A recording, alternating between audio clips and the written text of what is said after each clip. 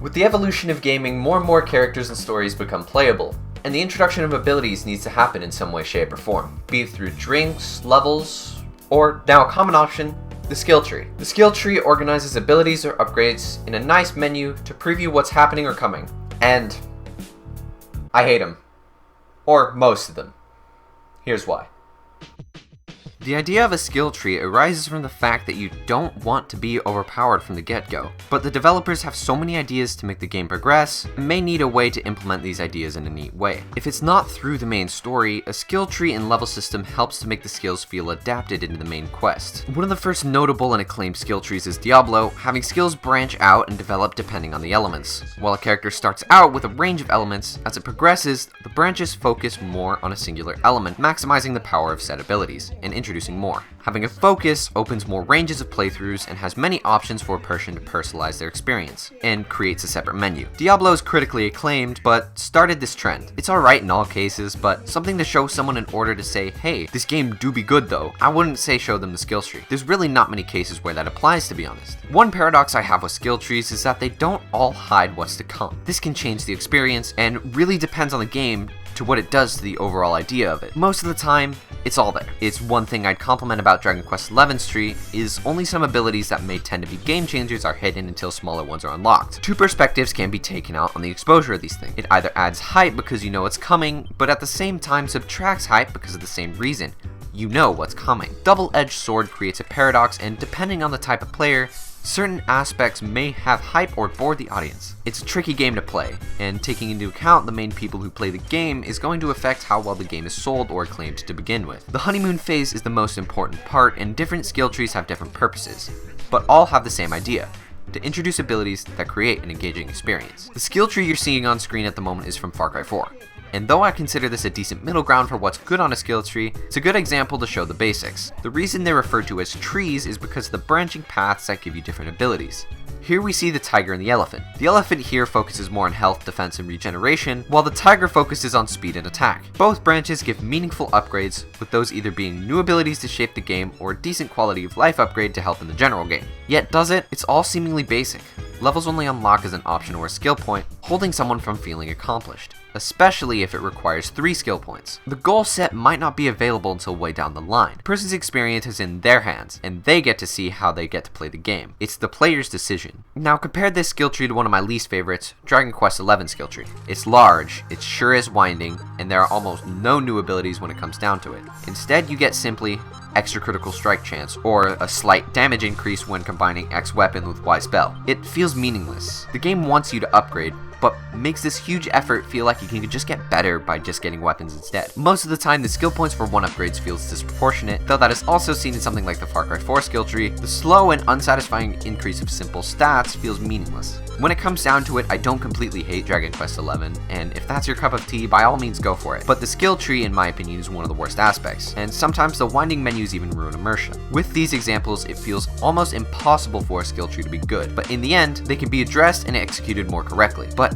how does one do that? To put it into a model I can describe, it's simply 3 words: meaningful, moldable, and immersible. It's easier than you'd think, but it's kind of strange to explain. Meaningful enough to progress the story or a gameplay in some way to have a goal to aim toward. Moldable enough to allow a progression system depending on the player, and immersible enough to make the player merge into the world. These 3 need to be hit, but only 2 of them, give or take, are hit through the basic progression of a AAA title. A pure example of meaningful is God of War, as each upgrade is a combo or another move showing increasing power of Kratos or Atreus. Each has a focus on different weapon upgrades, being all with new abilities for set inputs or weapons. There's melee, elemental, ranged, close, and any type of combat you want to adapt into your playstyle. Each of these progresses a different significant ability or builds upon a combo that makes the game that wouldn't otherwise been utilized, especially considering branches. It allows the true idea of engaging thoughts on what is useful or what is not. Something like Atreus being able to bow strangle someone might not be as useful to someone who goes in axe swinging and comboing, yet the same idea applies. Someone with a more ranged idea could utilize Atreus' ability to adapt to their playstyle. All of this brings together a great idea of progression, feeling that something useful and meaningful, and not just 10% more crit rate or heal 1% more. Everything feels different, and it's noticeable. Every piece of the puzzle comes together as a true God of War, not as just a super buff man who can swing a sword, or in this case, an axe one way. Kratos and Atreus live up to the game's title, all thanks to the options of the skill tree. Most of this hits a different balance between abilities. It allows a mold,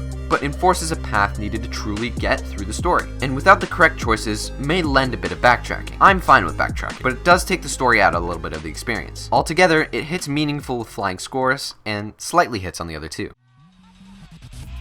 Moldable, the next M in the MMI skill tree basics, can really be seen in Dying Light or Assassin's Creed Odyssey. In Odyssey, many skills are branched and hinted at, and force the player into making strategic decisions to maximize a pathway, being warrior, hunter, or assassin. The same could be said about Dying Light, and honestly it's more adaptable there. There are multiple branches and menus, here being survival, agility, power, driver, and legend. This is truly moldable, as each part can be focused or multiple parts can be used and focused onto a really customized experience. What makes this even better is the legend tree, as after completing a tree or a portion of the gameplay rewards you by enforcing these ideas more. New Game Plus makes this all better to create a great experience and allows you to convert your game to what you want it to be and create your own zombie genocide experience. Same could be said about Assassin's Creed Odyssey, where each branch makes a new experience. If you chose Assassin and Hunter, your stealth would be amazing, but your hand-to-hand combat might be a struggle. If you go Hunter and Warrior, you'll be seen easily, but be able to defend yourself. A mix of all three has a slight bit of all, but doesn't maximize a certain path. Altogether, this creates a moldable experience, making the game personal and sparks the ideas from more than one playthrough, increasing a huge factor in game reviews and replayability. These skill trees, on the other hand, sometimes feel basic when focusing on a path, as some of them, especially the pace skills of Dying Light, may just feel like filler. I digress, the filler helps us simply increase stats, which in these games may or may not be beneficial.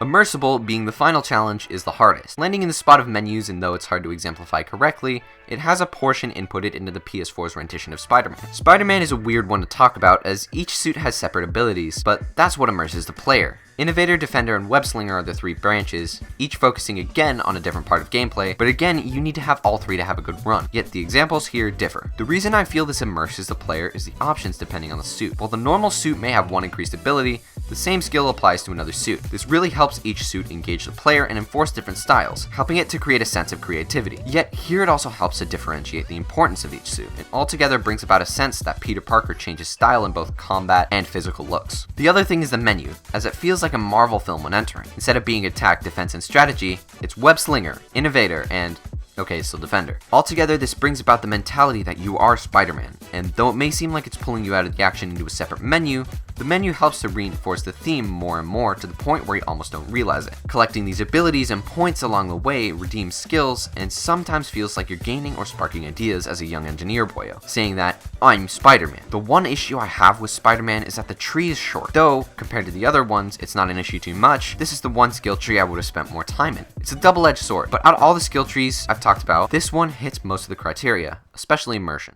Altogether, the MMI model I've just created as skill trees really helps to summarize a skill tree to its core, and depending on the experience, a portion should be focused more than another. It's almost like I go too hard on skill trees, because as much as I have faith that all three portions will be covered, one always takes priority over another. In most cases, this is usually fine and can be breezed over, almost like adding whipped cream to a milkshake makes it better, but by no means is any of it required. For example, I like Dragon Quest XI at its core, yet the feeling of long, drawn-out stat increases as a skill is not really for me. Something meaningful like God of War makes a person feel powerful and helps to really show what Kratos is, which may exclude moldability, but moldable is saved for an adaptive game like Dying Light. All of these games attempt to hit theming and immersion. An example of an engagement that they aim to do is Spider-Man. To be honest, I don't dislike skill trees themselves.